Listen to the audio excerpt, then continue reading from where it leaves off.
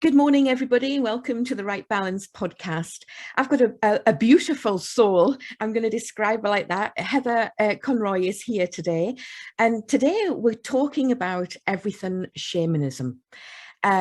This might be brand new to a lot of people. I dipped my toe in a few years ago, but not to the extent that I want Heather to tell us all about it, because the journey that Heather's been on is truly magical, transformative, and quite interesting, to say the least. There's been a huge journey there. So welcome, Heather. Lovely to have you here.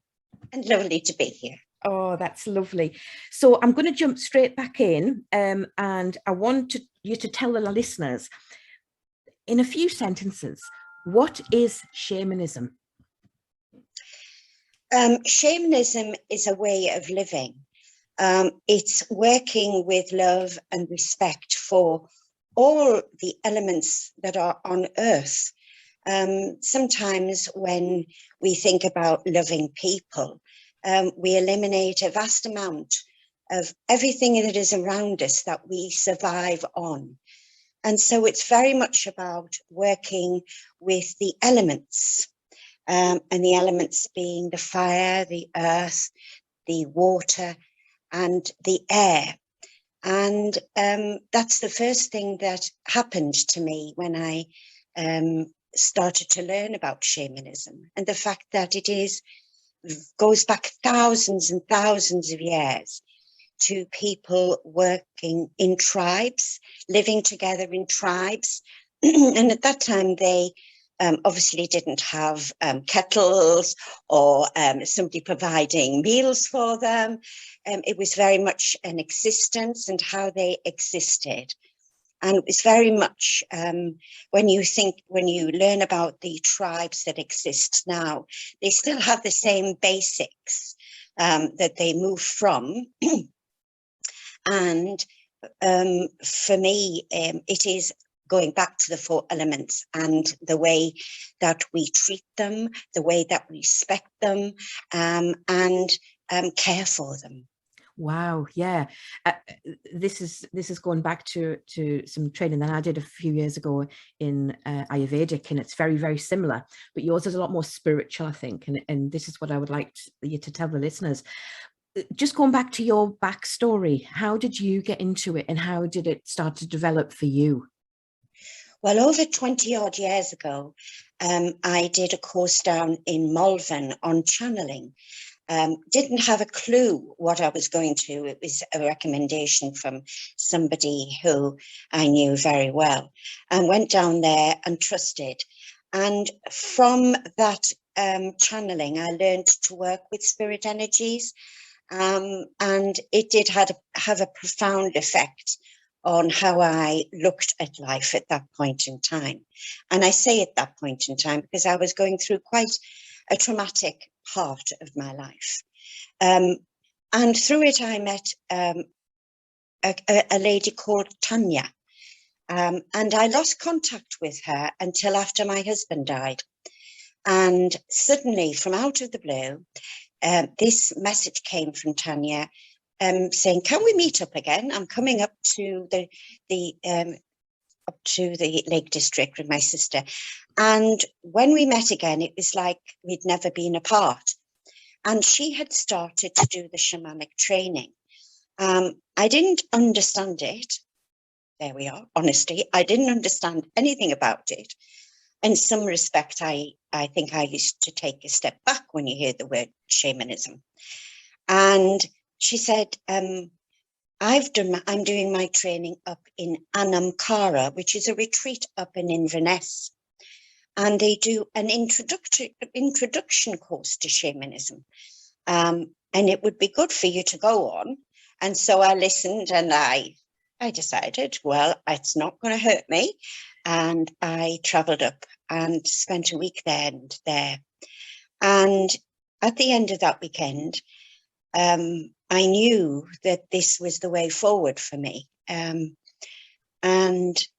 I said to the leader, the teacher, who was called Two Birds, and I said, "But I'm so old, I don't think I can do this." And She says, age does not matter. It's what you give from your heart. And so I put my name down for the shamanic 2-year practitioner's course. Very wary about it still, but then excited. A month later, I got word that I had got on the course. Wow. And so I started in November 2019 and became part of what we call a clan. So it's a group of people who start to do their training together. And we decided on a name, and ours is Clan of the Healing Stones. Obviously, because it's happening in Scotland, the group is called a clan, and they each choose their own name. And then I was working in pairs with somebody, and I was given a name. And my name is Grandmother of the Snow-Capped Mountains. And it was a bit, grandmother, age, I say no more. And her name was Lotus Flower. Wow. So that name has been shortened now somewhat, grandmother of the Snow. So they shortened it to K2, which obviously is a beautiful mountain.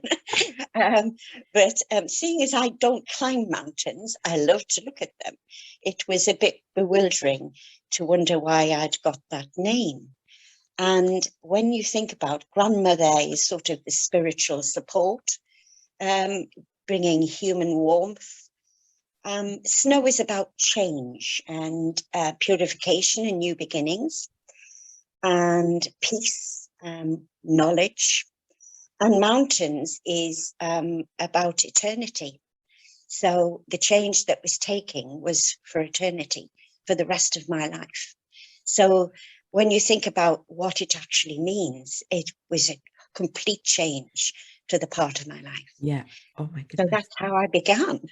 Wow. So just going back to that initial meeting with your friend and not knowing anything about it, can you remember and go back to that time where literally it was a turning point, or what was the turning point? What made you think, yeah, this is for me?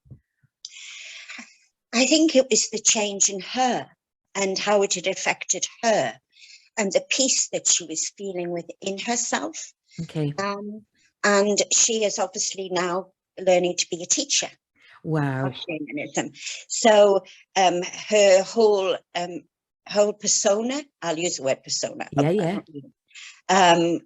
Was geared up to how she looked at life in a different way. Yeah. It's a real transformation for people, isn't it? This is what I'm picking up from listening to you, Heather. It's a real sort of maybe going into that black tunnel and not seeing the light. I don't like using that word, but not seeing the end of the tunnel, and thinking there's always going to be darkness. Whereas when you turn your life around, there's huge differences in every aspect, and everything around you as well. I'm not sure about the darkness. I think that a lot of people do have goals and see what they want, but it's limiting. Yeah, that's the word. That's better. Yeah. That's better. And how can people use shamanism in their everyday life, say? That's a huge question. I use it every day of my life. People do meditations to become one within themselves. Sometimes they do meditations before they're doing big journeys, big changes in their life. We call it journeying.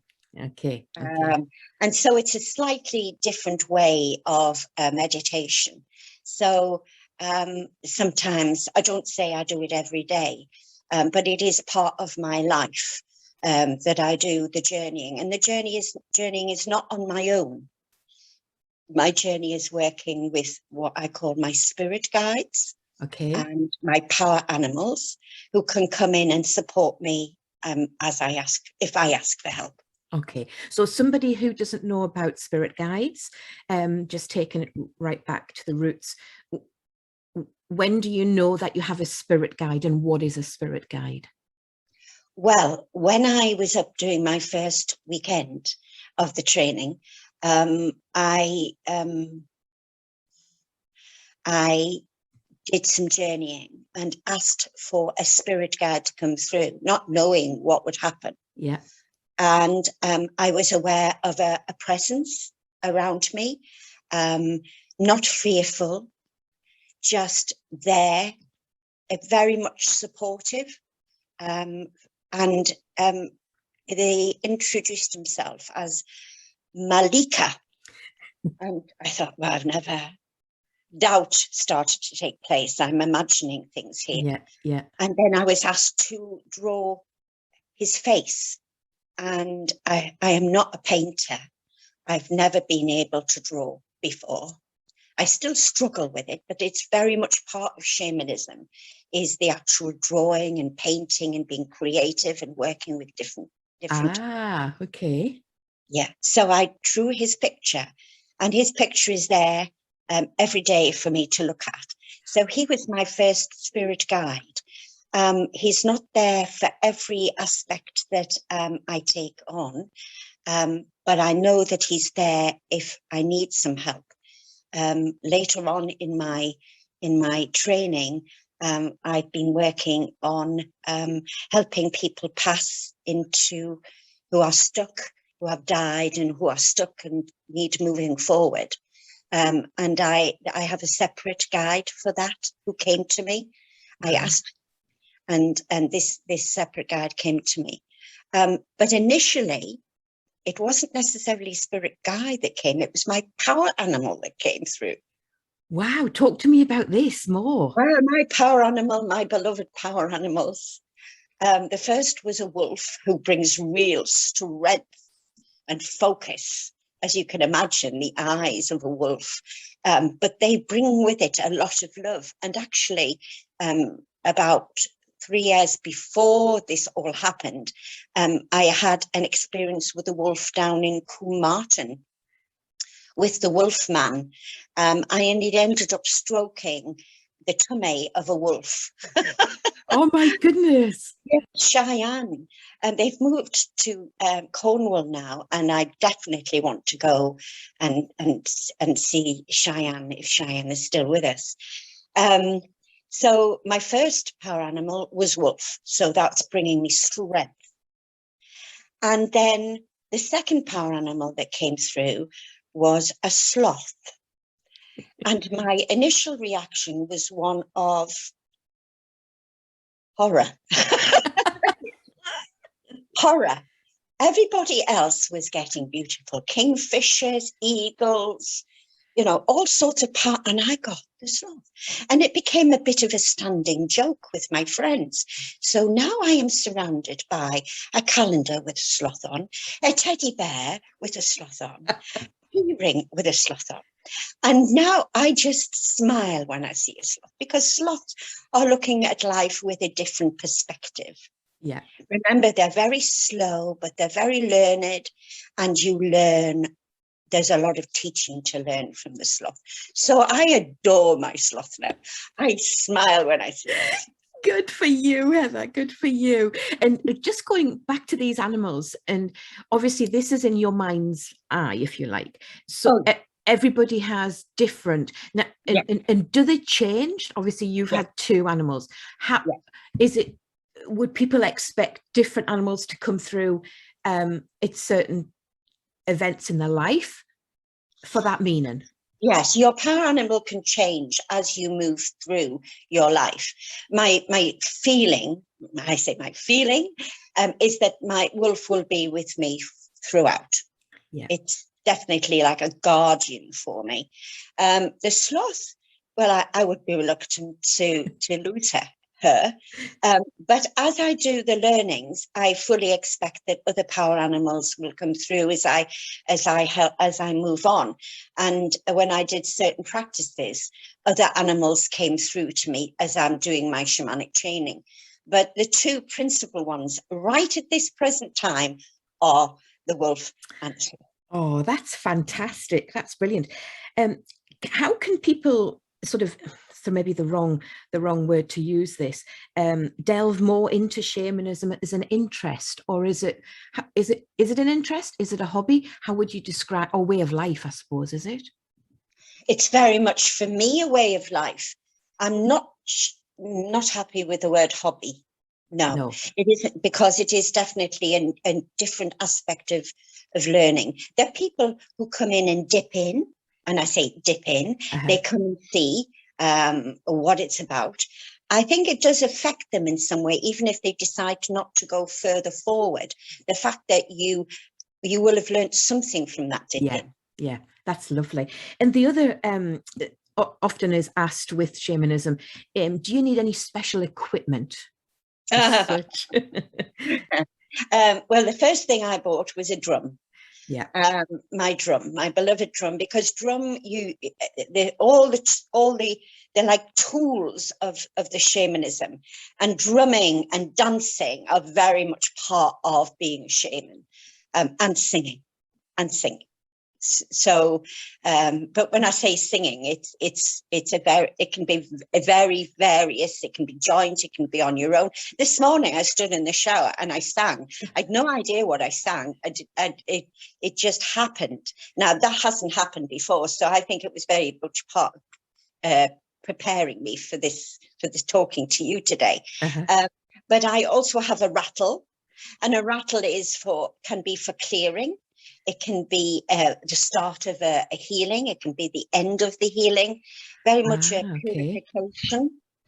So I have a rattle that somebody made for me in the shape of a sloth. Fantastic, Heather. Oh, that's amazing. You use candles, feathers, stones, very much stones, because they're part of the earth. And a lot of people paint the stones. I haven't managed to do that yet. There is a lot of things I've got to do regarding to painting, but they're coming into my life now. So there's an acceptance that that's going to happen more and more. So my son in America said, I'm not stuck for you, Mum, anymore for Christmas and birthdays, because in America, of course, with Native American, there is a lot of shamanic work going on there with the Native Americans. And so every time I get a lovely new present, a lovely new rattle, shawls to wear and things like that. So there is a lot of tools that you can use, yes, if you want to call them tools. They're part of our life. It's part of, I suppose it's part of this journey and journaling and everything that you're talking about. It's fabulous. It's really interesting. Is there any practices in which may give people, like you went on that little retreat in down south, where people can maybe just dip their toe in just to kind of see, is this for me? Is this not for me? Well, there is the introduction to shamanism course, and that's a weekend course. I mean, there's lots of books that you can read about shamanism, and sometimes I would think and they're quite good introduction books to them. There's a lot of books about shamanism. Some are easier to read than others. I chose to actually be practical about it. And the good news is that my friend Tanya is moving up to Carlisle. Wow. And hopefully after Christmas. And there is going to be courses running in Cumbria. I'm not saying that there isn't courses already, because there are shamans in Cumbria, but I haven't met them properly yet. Okay. But there will be definitely in the next year an introduction to shamanism course going on in Cumbria. It's a lovely way of actually introducing you to the whole way of living. I think it's really interesting, you know, it just takes one of these sentences that we've been talking about for something to trigger in somebody's mind. Oh, this might just be my way forward. It might just be a new opening for something new. And I think from the previous 18 months plus that we've had of ups and downs, I think people need a new opening. And I think it's coming forward more and more, especially the nature aspect of things. We need to connect to nature more and more, so much more. And the other thing that I wanted to ask you about was the community, the local community, the Heart of the Fire. Can you explain a little bit about that, Heather? Heart of the Wild. Sorry, Heart of the Wild. It is a group that's set up, it's hoping to become a charity, and it's been set up by the clans from Anamkara who've done their training and completed.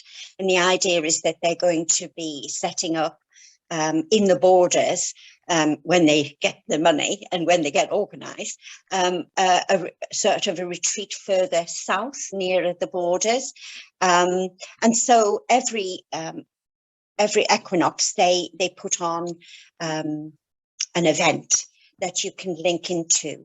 And if you go onto the internet, Heart of the Wild, it would explain what it is, and you can actually access it via Zoom. And on that, they have prayers, they have stories, they have, they work with the fire, they work with the air. So you see the whole aspect of shamanism. That's really fabulous. And it's free. Which is even better, just going forward with your life now then, Heather. So where are you on your journey, if that's the right word to use, or your learning aspect of shamanism? Well, I think my learning aspect will be forever. My course finishes in November, but already with my friend coming up to work here, I'm not training to be a teacher. Okay. That's not for me. I can be there to support and help others. And my main goal right at this minute is to set up a healing circle within Cumbria. Oh, lovely. And that is not one-to-one, but it's having 7 or 8 people working with people, with an individual who will call a child, who will come and ask for healing. And I have had healing twice now, and it is absolutely beautiful. The first was to deal with the grief of my husband passing, and I'd held it in, put on a brave face, traveled the world and things, but the grief was still there. And there was such joy at the end of that healing. Oh, that's beautiful. And the second, which is just recent, was about the fear of my age and what was going to happen moving forward, because I didn't see anything moving forward, and that I had stopped laughing to a certain extent. Oh, Heather. Yeah, and that's it. Laughter is a great part of my life. So I asked for healing, and so I was part of a healing circle just recently up in Stonehaven, and there was determination that I became an elder. An elder in shamanism is very much like a grandmother. Yeah. There was an acceptance of being a grandmother, but they brought in accepting that and being an elder, the laughter came back into my life. And in the middle of the healing, and I can't remember much of it, I started laughing, and all these spirit energies around me were laughing as well. So great joy. Oh, that's fabulous to hear. So I move forward. Oh, that's fantastic. Heather, it's been an absolute joy to listen about your story, about how you got into it and how it's actually helped and transformed, that's the right word, your life, or is the journey of life, shall we say, going forward. It's really, really interesting. And if people are interested in contacting Heather, I do have full details, including Facebook and email address, will be at the end on the show notes. Heather, I just want to take this opportunity to say thank you so much for your time, your energy, and your expertise in this journey. I think it's fabulous. I don't know about expertise. Oh, definitely. I'm still a student and always will be. I know, but students are only from day one. We then go on to the leading path of life, and I love that. I love it. Yeah. Heather, thank you so much. Wishing you all the very best for the future, and hope to catch up with you again. Thank you so much. Sure. Thank you very much, and love to everyone. Thank you.